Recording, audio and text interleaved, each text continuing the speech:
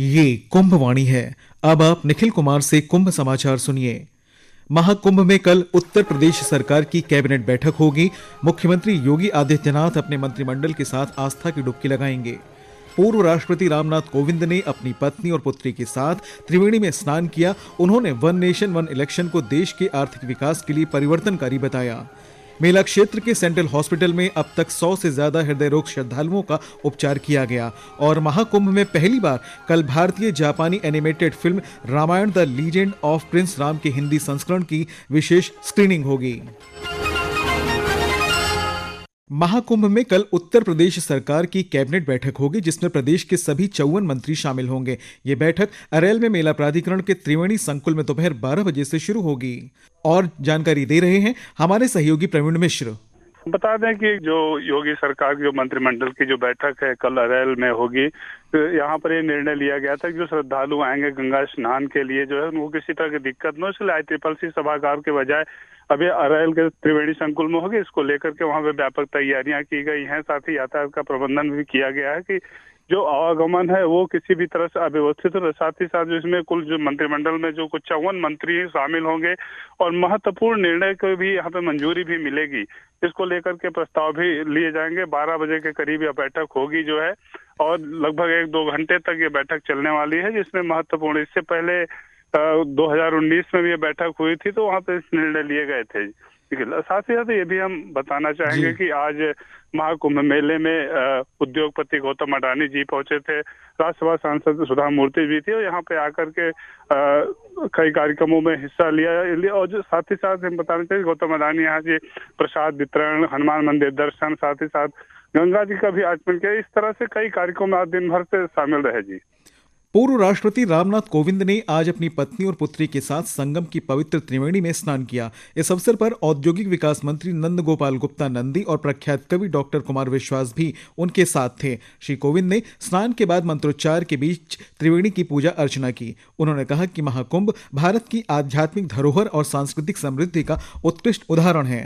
पूर्व राष्ट्रपति ने वन नेशन वन इलेक्शन की अवधारणा को देश के आर्थिक विकास के लिए परिवर्तनकारी बताया।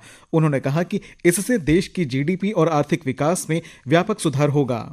देश विदेश से आ रहे श्रद्धालु महाकुंभ नगर में स्वास्थ्य लाभ ले रहे हैं। महाकुंभ मेला के नोडल चिकित्सा स्थापना अधिकारी डॉक्टर गौरव दुबे ने बताया कि अब तक 100 से ज्यादा हृदय रोगी श्रद्धालुओं का उपचार किया गया है। सेंट्रल हॉस्पिटल में 183 मरीजों को स्वस्थ होने तक ICU में रखा गया और 580 रोगियों की शल्य चिकित्सा की गई है। इसके अलावा 1 लाख से अधिक लोगों ने स्वयं को OPD में दिखाया है और करीब 1,70,000 ब्लड टेस्ट भी किए गए हैं।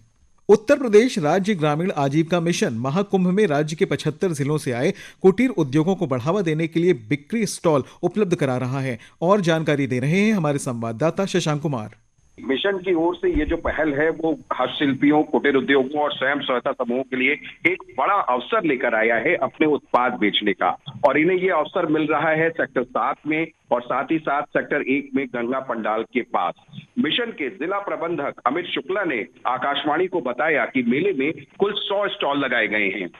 हम लोगों ने पूरे मेले में 100 स्टॉल लगाए हुए हैं, जिसमें समस्त प्रदेश के समस्त 75 जनपदों से समूह की महिलाओं द्वारा तैयार उत्पाद रखे गए हैं। बिक्री के लिए लेकर आई हुए लोग अलग अलग सभी जनपदों से उत्पाद लेके आए हैं। एक जनपद से 2-2 समूह प्रतिभाग कर रहे हैं। सेक्टर 7 में हमारे 45 स्टॉल हैं, यहाँ हमारे हैं 55। बिजनौर से आई ज्योति ने आकाशवाणी को बताया कि लोगों को उनके उत्पाद काफी पसंद आ रहे हैं। हमारे यहाँ पे कम से कम 25 से 30 तरह के प्रोडक्ट बने, जिसमें हमें 10-10 दिन का टाइम दिया गया है। 2-2 समूह का यहाँ पे हम कल जाएंगे, हमारे जगह कल और आएंगे। और इसमें सर अभी मेला जैसे स्टार्टिंग है, कम है, लेकिन हमारी 1000-1500 के बीच में रोज सेल हो रही है। सबसे बड़ी बात ये है कि हमारा प्रोसेस जो है यहाँ पे डिस्ट्रीब्यूटर मिलना या हमें कोई डील मिलना है, वो हमें लगातार मिल रही है। हमें इंटरनेशनल लेवल पे एक डील भी मिली है, उनकी अगर पूरी कार्रवाई होती है तो ये शायद हमारे UK इंग्लैंड में भी जाएगा। तो मिशन के द्वारा यहाँ पर आए हुए ग्रामीण कुटीर उद्योगियों ने और सभी ने ये उम्मीद जताई है कि लोग बड़ी संख्या में इनके स्टॉलों पर आकर यहाँ पर खरीदारी करें। महाकुंभ में इस बार कई नई पहल की जा रही हैं और इसी क्रम में कल भारतीय जापानी animated film Ramayana the legend of prince Ram के हिंदी संस्करण की विशेष स्क्रीनिंग मेला क्षेत्र में होगी। इस फिल्म को सुबह 10 बजे सेक्टर 6 में नेत्र कुंभ के पास दिव्य प्रेम सेवा शिविर में प्रदर्शित किया जाएगा। इस विशेष स्क्रीनिंग के अवसर पर मुख्य अतिथि और प्रदेश सरकार में समाज कल्याण मंत्री असीम अरुण उपस्थित रहेंगे। यह फिल्म 24 जनवरी को देश भर में रिलीज की जाएगी। रेलवे ने मौनी अमावस्या के अवसर पर महाकुंभ में आने वाले श्रद्धालुओं की भारी भीड़ को देखते हुए पुख्ता इंतजाम किए हैं। हमारे संवाददाता ने बताया कि प्रयागराज क्षेत्र के विभिन्न रेलवे स्टेशनों से मौनी अमावस्या के दिन 150 से अधिक विशेष ट्रेनें चलाने का निर्णय लिया गया है। सरकार के अनुमान के अनुसार मौनी अमावस्या के अवसर पर महाकुंभ में पवित्र स्नान के लिए करीब 8 से 10 करोड़ श्रद्धालुओं के आने की उम्मीद है। उत्तर मध्य रेलवे के मुख्य जनसंपर्क अधिकारी शशिकांत त्रिपाठी ने आकाशवाणी समाचार से बातचीत में बताया कि रेलवे ने मौनी अमावस्या के व्यस्तम समय को मिलाकर कुल 400 से अधिक मेला स्पेशल रेलगाड़ियां चलाने की योजना बनाई है। उन्होंने यात्रियों से अपील की कि वे अपने गंतव्य की ओर जाने के लिए निर्धारित की गई रेलवे स्टेशनों से ही यात्रा करें।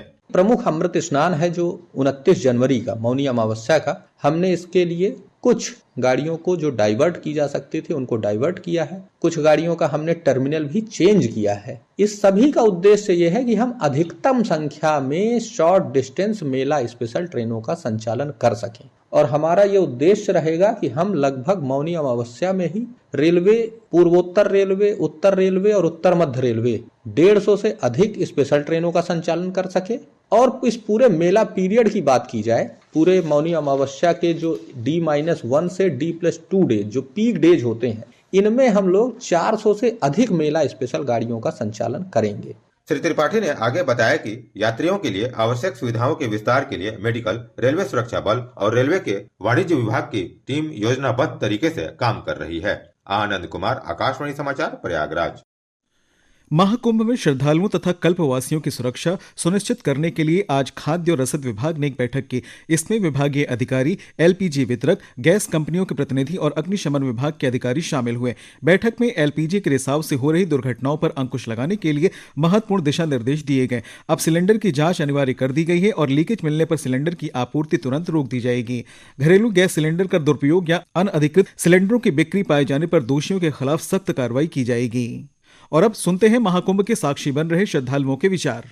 मेला क्षेत्र में पहुंचे कुछ वरिष्ठ नागरिकों के अनुसार इस बार राज्य सरकार और केंद्र सरकार की साझा प्रयासों से व्यवस्थाओं को और बेहतर बनाया गया है। श्रद्धालुओं ने कहा कि प्रशासन द्वारा सुरक्षा और स्वच्छता को लेकर सभी व्यवस्थाएं काफी अच्छी की गई हैं। इस बार का कुंभ पूरे विश्व में सबसे बड़ा महाकुंभ है और इसकी व्यवस्था बहुत अच्छी है। शासन द्वारा भी, उत्तर प्रदेश सरकार द्वारा भी, केंद्र सरकार द्वारा भी साफ स्वच्छता बहुत बढ़िया है। लैट्रिन बाथरूम की व्यवस्था अच्छी है, पुलिस व्यवस्था अच्छी है। ये दिव्य और भव्य आयोजन है। इस बार के कुंभ में मैंने ये देखा, करीब मेरी उम्र 50-51 की हो चुकी, तो कई एक वर्ष से आ रहा हूँ तो इतना साफ सफाई, पानी, लाइट, जगह जगह पे घाट बनाए गए हैं। इस कुंभ से और जो 12 साल पहले का कुंभ था तो आसमान और धरती में फर्क है। सर बढ़िया, माने जो सब चीज के उपलब्ध है, कोई चीज की कमी नहीं है। शासन द्वारा बहुत कहेंगे कि क्या कोई चीज के माने कमी नहीं है, यहाँ सब चीज के उपलब्ध।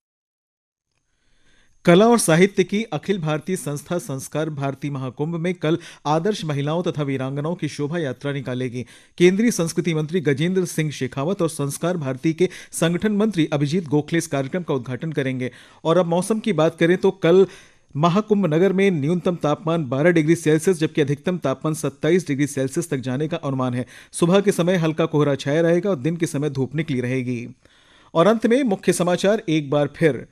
महाकुंभ में कल उत्तर प्रदेश सरकार की कैबिनेट बैठक होगी। मुख्यमंत्री योगी आदित्यनाथ अपने मंत्रिमंडल के साथ आस्था की डुबकी लगाएंगे। पूर्व राष्ट्रपति रामनाथ कोविंद ने अपनी पत्नी और पुत्री के साथ त्रिवेणी में स्नान किया। वन नेशन वन इलेक्शन को देश के आर्थिक विकास के लिए परिवर्तनकारी बताया। मेला क्षेत्र के सेंट्रल हॉस्पिटल में अब तक 100 से ज्यादा हृदय रोगी श्रद्धालुओं का उपचार किया गया। और महाकुंभ में पहली बार कल भारतीय जापानी animated film Ramayana the legend of prince Ram के हिंदी संस्करण की विशेष स्क्रीनिंग होगी। कुंभ समाचार का अगला बुलेटिन कुंभवाणी चैनल 103.5 FM पर आप कल सुबह 8:30 पर सुन सकते हैं। इसके साथ ही कुंभ समाचार समाप्त हुए। नमस्कार।